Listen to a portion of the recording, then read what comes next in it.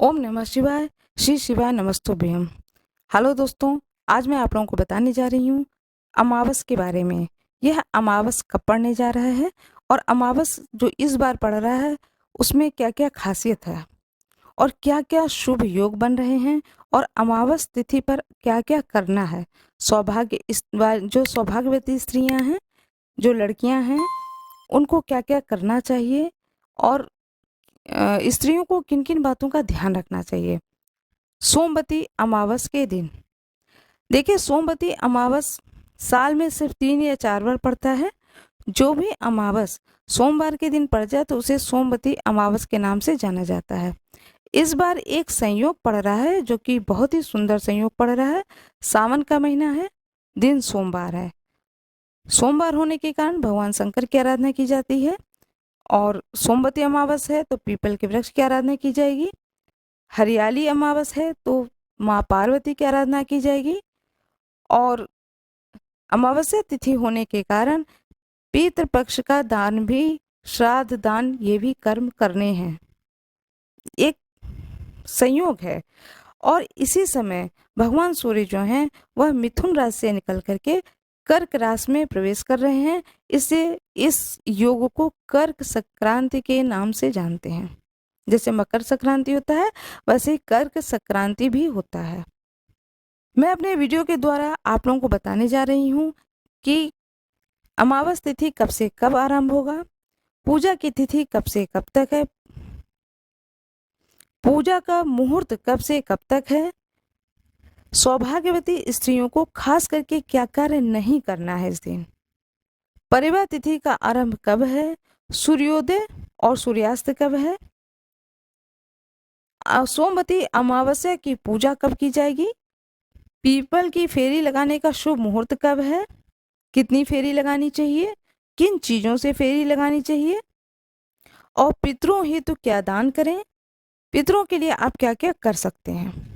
यह सारी जानकारी मैं आपको देने जा रही हूँ। देखिए, हरियाली अमावस होने के कारण इस दिन सबसे पहला कार्य सौभाग्यवती स्त्री और जो गृहिणी है उनके लिए सबसे पहला तो ये है कि जितनी जल्दी हो सके ब्रह्म मुहूर्त में उठना चाहिए। उठ करके नहा धो करके तैयार होकर के अपना नित्य कर्म करके तैयार हो जाएं। तैयार होने के बाद में शुभ मुहूर्त है सुबह के समय में 7 से 9 के बीच में उन्हें फेरी ले लेनी चाहिए, पीपल की फेरी ले लेनी चाहिए। घर में पूजा पाठ जो भी है वो आप अपना कर लें। करने के बाद में जहाँ आप रह रही हैं वहाँ पर पीपल का पेड़ यदि नहीं है तो आप क्या करेंगी, जो करते आ रही हैं यदि फेरी, तो वो फिर तुलसा माता का फेरी ले लें। घर में ही तुलसी जो माता का पेड़ है उसी गमला हो, पेड़ हो, जमीन में लगा हुआ पेड़ हो, जहाँ कहीं भी हो, तो तुलसा माता की फेरी ले लें। यदि आप तुलसा जी की फेरी ले रही हैं तो किशमिश से फेरी लें और यदि आप पीपल के फेरी ले रही हैं तो जौ से फेरी लिया जाता है। पीपल की फेरी 108 बार, जौ से ली जाती है।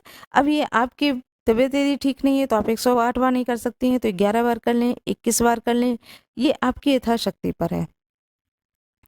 तुलसा माता के भी फेरी आप जितनी बार लेना चाहें उतनी बार लें और कोशिश करें कि 108 किशमिश एक कटोरी में करके भोग स्वरूप तुलसी माता के सामने रख दें। यदि आप फेरी नहीं लगा पा रही हैं तो यही काम करें कि 108 किशमिश गिन करके तुलसी माता के सामने रख दें और प्रणाम करके माफ़ी मांग लें कि मेरे शरीर में इतनी ताकत नहीं है कि मैं इतना दूर जाऊं और मैं फेरी लगाऊं। वो भी आपका मान्य हो जाएगा। और उस किशमिश को किसी भी ब्राह्मण को, मंदिर में किसी भी ब्राह्मण को दान कर देना है। अमावस्या तिथि जो है वह 16 जुलाई की रात रविवार से आरंभ हो जाएगी। 10:08 से आरंभ होगा और सोमवार की रात्रि में 12:03 पर समाप्ति हो जाएगी अमावस्या तिथि। उदया तिथि में होने के कारण सोमवार को सोमवती अमावस्या मनाया जाएगा। सूर्योदय है 5:17 पर सुबह के और सूर्यास्त है 7:49 शाम को। शुभ अमृत बेला है पूजा करने का ब्रह्म मुहूर्त में सुबह के 5:18 से लेकर के 7 बजे तक। जो कि बहुत ही सुंदर, सबसे सुंदर समय तो वही है फेरी लेने के लिए, सोमवती अमावस की तुलसा जी की पूजा करने के लिए। जो इस समय पूजा न कर पाए, किसी भी कारण से यदि वो नहीं कर पाते हैं, तो जो राहु काल है वह निकल जाए। राहु काल स्टार्ट हो जाता है 9 बजे से लेकर के 11 बजे तक है। राहु काल है 9 बजे से लेकर 11 बजे तक। जब ये राहु काल समाप्त हो जाए, उसके बाद में आप पूजन करें। जो सौभाग्यवती स्त्रियां हैं, वो जब शंकर भगवान की सोमवार है तो वो लोग शंकर भगवान के व्रत भी रखती हैं। बहुत लड़कियां हैं, गृहिणी हैं, वह व्रत भी करती हैं शंकर भगवान के। तो चूंकि सोमवती अमावस है, सोमवती अमावस के दिन सुहाग का सामान दान करने से अखंड सौभाग्य बढ़ता है। माँ पार्वती के ऊपर जितना ज्यादा से ज्यादा हो सके आप सुहाग का सामान जरूर चढ़ाएं। यदि वो लड़की हो तो भी चढ़ाएं, और गृहिणी हो, सौभाग्यवती स्त्री हो तो वो भी चढ़ाएं। भगवान शंकर के मंदिर में जब जाएं, शिवालय में जाएं सुबह सुबह, तो भगवान शंकर के जैसे यथा विधि आप पूजन करते हैं वैसे पंचोपचार पूजन करें। पूजन करने के बाद में माँ पार्वती को सुहाग का सामान अवश्य चढ़ाएं, जिसमें माता रानी की चुनरी से लेकर के माता रानी को एक चुनरी चढ़ाएं। यदि आपके अंदर क्षमता हो तो आप साड़ी चढ़ाएं, इतना शुभ दिन है ये। माता रानी को साड़ी चढ़ाएं, फिर सुहाग का सारा सामान पूरा सेट चढ़ाएं। चूड़ी है, बिंदी है, महावर है, बिछिया लोग चढ़ाते हैं। यदि आपके पास बिछिया हो तो बिछिया भी चढ़ाएं। ये यथा योग्य है, यथा शक्ति है। आप सुहाग का सामान जितना ज्यादा से ज्यादा हो सके बड़े ही खुशी मन से माँ पार्वती के ऊपर जरूर चढ़ाएं। यह चढ़ावा घर, आप प्रसाद स्वरूप चूड़ी है, बिंदी है, ये सब तो ला सकते हैं। बाकी आप मंदिर में जो पंडित जी बैठे हैं उन्हीं को दान कर दें।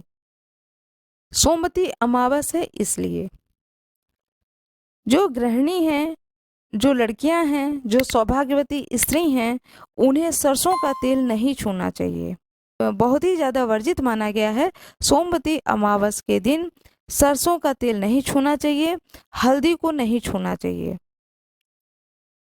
पर अब समय बदल रहा है तो बहुत लोग हल्दी छू लेते हैं। चलिए, किसी मजबूरी बस यदि आप हल्दी छू लेती हैं तो कोई बात नहीं, लेकिन सरसों का तेल तो बिल्कुल ही न छुएं। इससे कहा जाता है कि पति की उम्र घटती है, इसलिए इस चीज को नहीं छूना चाहिए। जब आप शिवालय से घर आ जाएं, इसके बाद में सबसे पहले आप एक सीधा निकालें, क्योंकि कर्क राशि में सूर्य भगवान जा रहे हैं, इसलिए एक सीधा जरूर निकाल दें। सीधा निकालने के बाद जब यदि आपने सोमवार का व्रत रखा है तो कोई बात नहीं है, और यदि बहुत लोग व्रत नहीं करते हैं, सिर्फ शंकर भगवान की पूजा करते हैं, तो उनके लिए भी है। सीधा अवश्य निकालें, सीधा निकाल दें, उसमें कुछ दक्षिणा रख दें, और रखने के बाद में किसी ब्राह्मण को सूर्यास्त से पहले घर से निकाल दें। किसी भी ब्राह्मण को, किसी भी गरीब व्यक्ति को दे दें। ये सीधा अवश्य निकालें। इसके बाद में यदि आपके घर में कोई पितर दोष है, पितरों के लिए कोई आपको लगता है कि आपके पितर आप पर प्रसन्न नहीं है, कई बार घर में बहुत सारी दिक्कतें हो जाती हैं, जैसे कि घर में संतान ना होना। कहते हैं कि यदि पितर प्रसन्न नहीं होते हैं तो संतान की दिक्कत होती है, आर्थिक स्थिति की दिक्कत होती है, और समाज में भी कोई बहुत अच्छा रिस्पेक्ट नहीं मिलता है। परिस्थितियां बहुत ही विपरीत होती हैं। ऐसी परिस्थितियों में घबराना नहीं चाहिए। अपने पितरों के लिए आप 15 पूड़ी निकालें, 15-16 पूड़ी निकालें, लेकिन शुरुआत के जो 3 पूड़ी है वह इस कार्य हेतु निकालें। एक दोना, 3 दोना रखें, एक पूड़ी में, एक दोने में एक पूड़ी, केवल एक पूड़ी, 2 पूड़ी नहीं रखनी है, एक पूड़ी रखें, उसमें थोड़ा सा शक्कर रखें और गाय को खिला देना है। एक पूड़ी थोड़ा सा शक्कर रखें, अपने छत पर रख दें कौवे को खाने के लिए। एक पूड़ी थोड़ा सा उसमें शक्कर रखें, बाहर जो कुत्ता जो है वो टहलते रहते हैं, उनको खिला दें। ये तो जरूर ही करें। साथ में जो भी आपके घर में जो भी बुजुर्ग हो, यदि कोई लेडी हो, जैसे कि सास न रही हो, सास का है तो उनका बरसी नहीं हुआ है, जैसे 1 साल का जो अभी तो अब तो आजकल का नियम हो गया है कि जो 13 दिन होता है उसी 13 दिन में ही बरसी कर दिया जाता है, 13वीं वाले दिन। तो कोई बात नहीं है, बरसी हो गया कोई बात नहीं है, लेकिन फिर भी इस अमावस के दिन जिनका साल नहीं पूरा हुआ है, बरसी तो हो गई है कोई बात नहीं है, लेकिन साल नहीं पूरा हुआ है, तो ये अमावस के दिन वह एक काम करें। यदि कोई स्त्री हैं, सास हैं, जैसे विडो हैं, जो भी आप लेडीज हों जो विडो हों, तो किसी एक विडो लेडी को बुला करके घर में खाना खिलाएं, उसे प्रॉपर एक भोजन कराएं, उन्हें पैर छू करके दान दक्षिणा दें, उन्हें कुछ वस्त्र दें। यदि घर का कोई जेंट्स है तो आप जेंट्स को बुलाएं, जेंट्स ब्राह्मण बुलाएं और उन्हें इस तरीके से पूरा खाना खिलाएं। वो खाना बनाएं जो उन बुजुर्गों को पसंद था, जो सब्जी पसंद थी उस दिन वही सब्जी बनाएं। इस तरीके से पितरों के निमित्त एक अलग पूजा होता है। तो पूजा नहीं करनी है, मैं पूजा करने के लिए नहीं कह रही हूँ, मैं सिर्फ ये कह रही हूँ भोजन कराएं। घर में भोजन बना करके, जैसे कद्दू की सब्जी है, पूड़ी है, खीर है, यही बना लिया। और किसी भी लेडी है तो लेडी की एक लेडी को बुला लिया, केवल एक लेडी को बुलाना है और उन्हें खिला करके दान दक्षिणा दे के उनके पैर छू लेने हैं। जेंट्स ससुर नहीं रहे हैं तो ससुर की निमित्त एक किसी जेंट्स को बुला लेना है और यह कार्यक्रम करना है। और बहुत लोग क्या करते हैं कि अपने घर के ही, जैसे ननद हैं, ननद के हस्बैंड हैं, उन्हीं लोगों को बुला लेते हैं और खिला लेते हैं। इसमें कोई हानि नहीं है, ये कार्यक्रम भी किया जा सकता है, इसमें कोई हानि जैसी चीज़ नहीं है। और उन्हें भी इस तरीके से दिया जा सकता है, वस्त्र दे सकते हैं आप, देना चाहिए, कोई बुराई की बात नहीं है। लेकिन यह कार्य जरूर करना चाहिए। इस कहते हैं कि अमावस के दिन जो भी खिलाया पिलाया जाता है वह पितरों को मिलता है, इसलिए यह कार्य जरूर करना चाहिए। और जब आप सुबह स्नान कर रहे हो तो उस दिन गंगा जल से स्नान करना चाहिए। जो भी आपकी बाल्टी उसमें गंगा जल जरूर थोड़ा सा मिला ले, बाल्टी के पानी में थोड़ा सा गंगा जल जरूर डाल ले और उस जल से स्नान करना चाहिए, क्योंकि अमावस का दिन है, शुभ दिन भी है और थोड़ा सा पितरों के लिए भी करना है, इसलिए। दूसरी चीज ये है कि अपने पूरे घर में शाम के बाद में, यानी थोड़ा सा शाम के, बिल्कुल समझिए रात हो जाए, घर में जब पूरे घर की लाइट जल जाए उस समय पूरे घर में गंगा जल छिड़कें, यह जरूर करें। इन चीजों का ध्यान रखना चाहिए अमावस तिथि पर। और भी कुछ होते हैं जो मैं आपको बताऊंगी कि बहुत लोग टोटका कर देते हैं। कैसे आपको पता चलेगा कि घर में टोटका किया गया है? कुछ प्रेत बाधा है, कुछ ऊपरी दिक्कत करा दी गई है, घर को बंधन में ले लिया गया है, यह सारी जानकारी मैं आपको अगले वीडियो में दूंगी।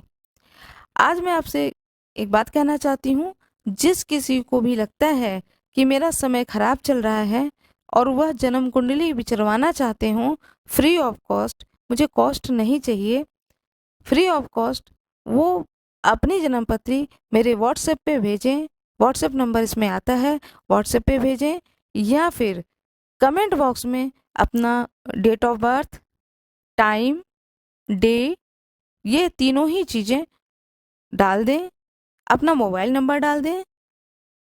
उसके बाद में मैं और प्रश्न भी डाल दें कि मेरा यह प्रश्न है, या चाहे तो फ़ोन करके मुझे बता दें कि ये प्रश्न है, प्रश्न मैं नोट कर लूँगी। फिर जन्मपत्री दे करके उस समस्या का समाधान आपको मैं ज़रूर बताऊँगी। मुझसे कांटेक्ट करने की ज़रूर कोशिश करें, मुझसे जुड़ने की कोशिश करें।